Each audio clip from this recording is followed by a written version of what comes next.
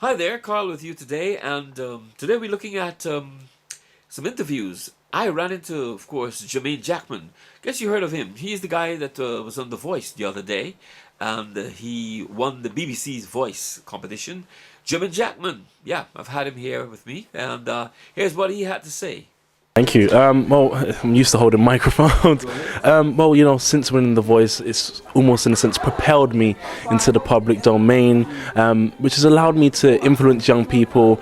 It's allowed me to broadcast my music on a higher platform, and it's allowed me to be a role model for loads of other young people around the country. I've been able to release an album, a debut single, perform that on The Voice again in front of 10 million people, and I've got another single coming out next month, and this year is shaping up to be an amazing year, and I just continue to I'll just continue to pray that I continue to grow and develop, and my years just continue to get better and better. Before The Voice, Jermain, what made you got into music? Where did your music history started from? Before The Voice, I grew up listening to music. I remember my mum was playing, my parents playing music on Christmas Day and Luther Vandross throughout the year, and I love those sounds. I love the sound of soul music and gospel and R&B, and I grew up around that. My granny would sing in church, and I just love singing. I've just always loved singing, and I've always wanted to be a singer, and I just pursued it.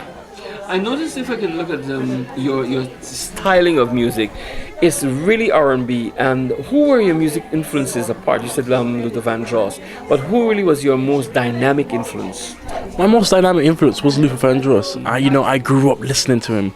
I grew up watching his performances and the way he would stand when he sings. And I remember hearing Nat King Cole and I'm all about the tone. I'm all about the voice. I'm all about the tone and the control that you have. And that's what I'm all about. How has it affected you since you've moved on from you've gone into the elevation on The Voice? How did that change your life? Did it made you any different, a different person? Well, I always say, I'm still the same Jermain Jackman. I haven't changed. The life around me has changed. People are recognizing me on the street. I get to attend amazing events, just like the Folk Festival, and be seen as a VIP. I get to go to many other events, and so many doors and opportunities have come, and so many doors have opened. But I'm still the same Jermain Jackman. You can still find me in Hackney, in the McDonald's, eating my Big Mac medium meal. One of the funny things about it is that I saw you on when you met your protege, or your guide was Will I Am. Yes. And when he picked you up, I think you in the limousine, it's like, wow, you go to meet when you went to Buckingham Palace. Yes. How did it affect you? Oh, it was so inspiring to see how he can just shift gears from Will I Am the superstar to Will I Am the philanthropist, and for him to speak so eloquently about young people and technology. It was so inspiring to see him do that. And I've also gone to Buckingham Palace as well, representing Guyana at the Young Leaders Commonwealth event, which was absolutely amazing. So you had young people from different countries around the world, Commonwealth countries, and I got to represent Guyana at Buckingham Palace, and that was fantastic as well. So when I went there, I remembered the time where I was there with Will I Am. I always say it's good to have plans, but I live one day at a time. One step at a time, sweet Jesus. And right now I have a great opportunity, which is my music. And I'm going to work with that until I feel it's ready for me to move on or for me to go on to something different. But, music will be with me throughout my whole entire life. I have that love, that drive, and that passion for music, as well as politics. I also have that love and passion for politics and being involved in my community and inspiring young people and making a society that's fairer and there's not so much struggle.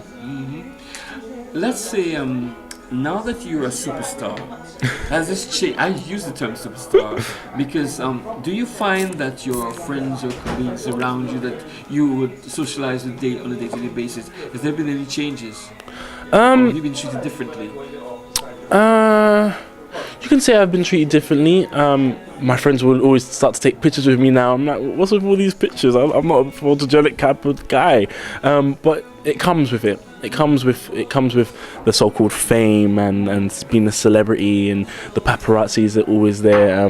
But you just take it in your stride, and I'm glad that I have such a strong family and friend unit who have kept me grounded and been with me through thick and thin, and I continue to grow with me.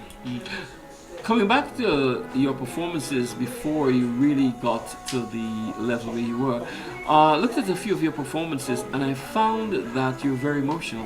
What really sprung that emotion? Your music is very deep, and a few times I think when you did the winning song on The Voice, it really hit you somewhere along the line because you were in tears.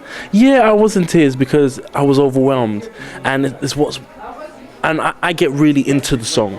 What's very important with delivering a song is when as you can imagine, this is a very busy VIP room, but you know, when performing, you need to be involved in the song. You need to connect with the song. The same way how Michael Jackson, when he was in his teens, was singing "She's Out of My Life," and the way he connected with the lyrics, the way his tone just sort of transcend to the listeners. It's very important to connect with the song and even sometimes cry. And I found that during the process of writing my album, there'll be times where I'll just break down because you have to pour your heart and your soul into these songs for them to come from an honest and genuine place in order for the listener to really connect with the singer. A little bit about your album. Did you write most of the songs? Yes, I did. I did write most of the songs on my album. Not all of them, but most of them.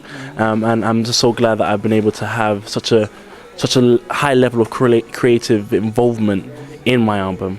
What's your inspiration for writing your songs?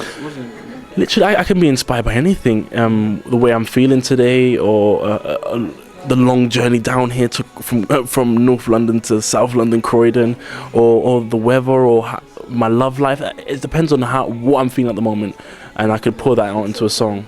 Finally, before you go, what message would you have to young entrepreneurs like yourself, or young people like yourself who want to achieve to get to that level? What would you say to them? Just stay focused, stay passionate, and you know, nothing comes easy. Nothing's guaranteed. So you got to stay focused, and it'll be a lot of hard work, but be prepared for that hard work. And if you truly love what you do, the hard work wouldn't faze you. Jermain, it was a pleasure talking with you. Thank you so much for having me. Keep up the good work. Will do. And I look forward to hearing more from you. Definitely. Thank you. The journey has just begun. Indeed. Thank you.